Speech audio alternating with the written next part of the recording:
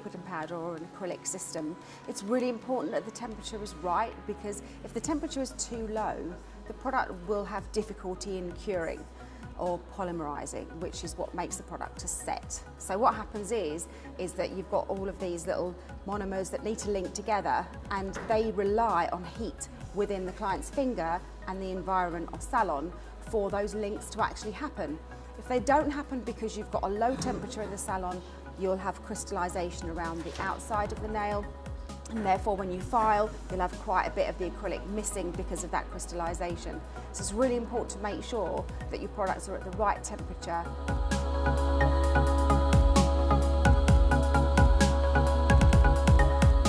Really important that the ratio is correct with liquid and powder systems, and every manufacturer will teach you their own special way of getting the ratio correct. So you might have a manufacturer that tells you to use 1 part liquid to 1 part powder, or it might be 2 parts liquid to 2 parts powder. If you're not getting those ratios right, especially if it's a ratio sensitive brand of product, what will happen is that you can weaken the product, it might not bond to the nail properly, it might be too flexible. So there are quite a lot of issues that can happen if you don't follow the manufacturer's guidelines correctly.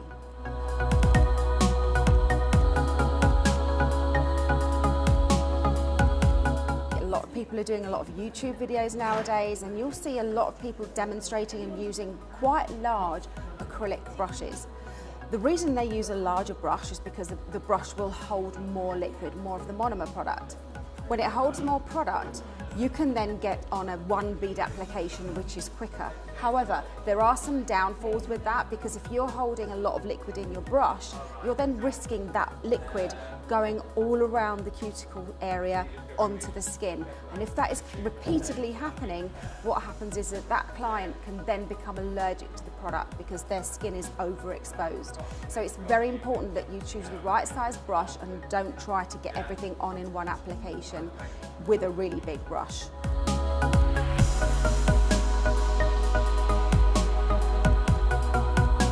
It's important that when you're applying the product that you try and get the perfect application first time. You don't want to rely on filing to get the structure of your nail. You want to really become a skilled nail tech with practice so that you get the correct structure in your nail, so that you have very minimal filing. This means that you're cutting down your work time because you will be well practiced in actually getting the product on. So you're using less time getting it on, and then you're using less time in filing. You're literally just going to be refining with your file, which also will prevent repetitive strain injury through filing, which a lot of nail technicians get because they rely so much on their file to create that shape.